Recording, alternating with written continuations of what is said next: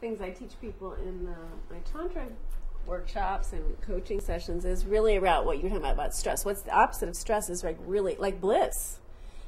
We live in, my teacher is Margot Anand, and she talks about how we live in this anti-ecstatic conspiracy and how we're all being told all the time we have to work hard and we have to do more, and if we just get everything done, eventually we'll be able to finally relax and retire, and then we can enjoy life. And 2 weeks after you retire, you drop dead of a heart attack.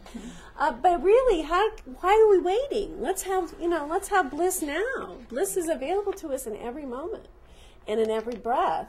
And I think kind of shifting that from thinking we have to do, and all this pressure we put on ourselves that creates so much stress, into that it's okay to just take that breath in and really feel the body, feel the breath, feel the connection, feel our senses. I mean, we're these incredible sensate beings, and how much time do we just enjoy the pleasure of eating? We're going through fast food, eating so fast we don't even enjoy our food. Like that whole idea of the slow food movement, when I first heard about that, I was like, whoa, what a concept.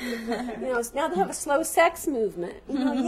Lately I've noticed in movies, I'm like, no wonder people have messed up sex lives. You look at the sex scenes in movies, they last like 32 seconds. But it's the same thing with everything. It's like what Amelie was saying. It's like we're in this speed dial, everything pre-programmed. We're trying to multitask and do 14 things at once.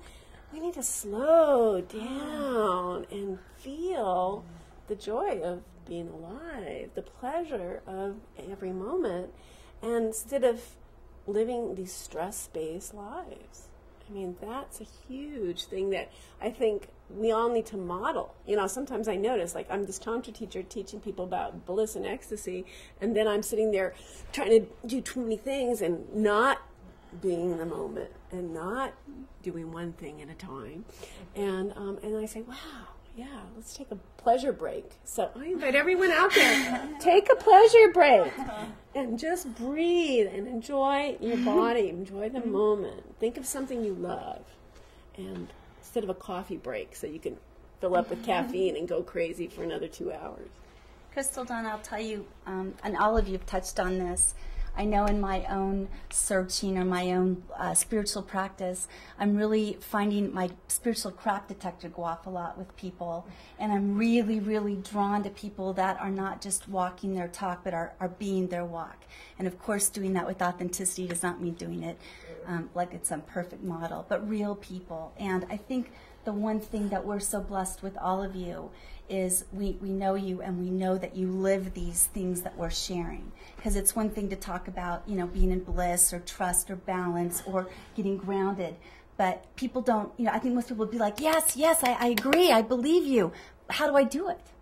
How do I do it? And I think being able to model that and share not only what we teach, but what do we do in our own lives when we have those crazy moments, and when our partner is driving us crazy, or a child is going through some trauma, or we have an addiction, or we have a habit that we can't break, or a compulsion, or I just want to get centered. I don't want to be stressed.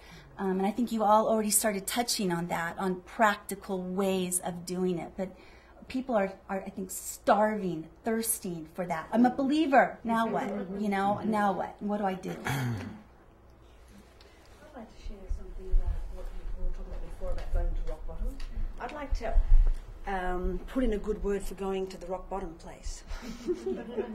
Because personally I see this in my life, and I see this in many people's lives, that I'll speak for myself, that for me it's a wonderful place to hit rock bottom. Not hit, but land down to that rock bottom place, because for me it's a resetting point. It's like a shamanic death. Of course, looking through the lens of the shamanic practitioner, that's how I'm going to view things. But it's almost like a dying. There's nowhere else to go. It's like the ego gets crunched. The ego gets whittled away till there's nothing else left but to be.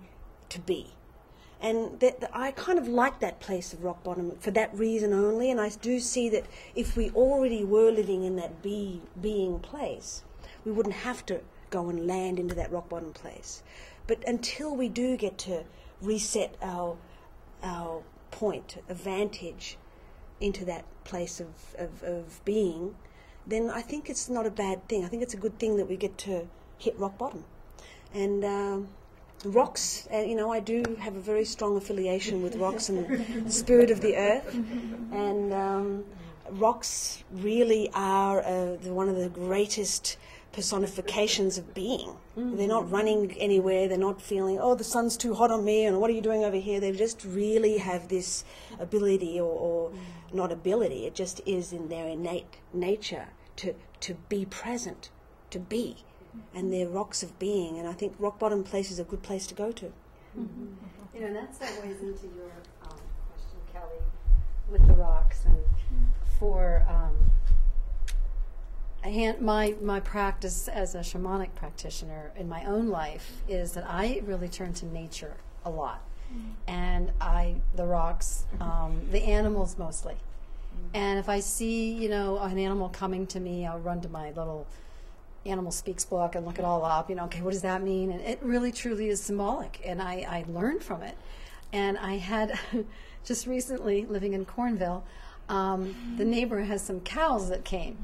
One day they just kind of appeared, and it was like 6 o'clock in the morning, and they were mooing, and I didn't know what was going on, so I get up, and I see this longhorn steer next to this baby, and the baby is just crying and crying and crying, and my daughter was visiting me, and she was kind of crying, and I was like, And I looked at the mother steer, and she was just holding space, walking by, not doing anything, not saying anything, just kind of being there. And I learned so much from just looking at that. So I think if we can look at our nature beings as teachers, it's really beneficial. It helps me a lot. That's our one of the ways. Natures. Pardon? Our own indigenous nature. Yes. In our own nature. It teaches us about our indigenous nature, yeah.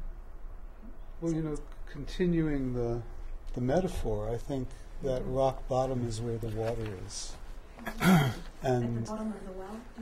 No, it's where the river is. It's in the deepest canyon, and it's also where you're most likely to find water. And I think it's not necessarily that you have to hit rock bottom, although you may, but it's finding the water, that water of life, someplace. It may be in a spring on the way down that you start to get your hands wet and start to drink and take a bath, and it's with the water. It's about water. It's very elemental. Yeah. And it's mystery that I don't. Maybe some of you understand, but it's the water. It's the water path, and I think it's very powerful. And that's what Christ and John the Baptist were doing, right? They were dipping the people in the water and cleansing them, and baptism is in a way of purification, purifying the mind.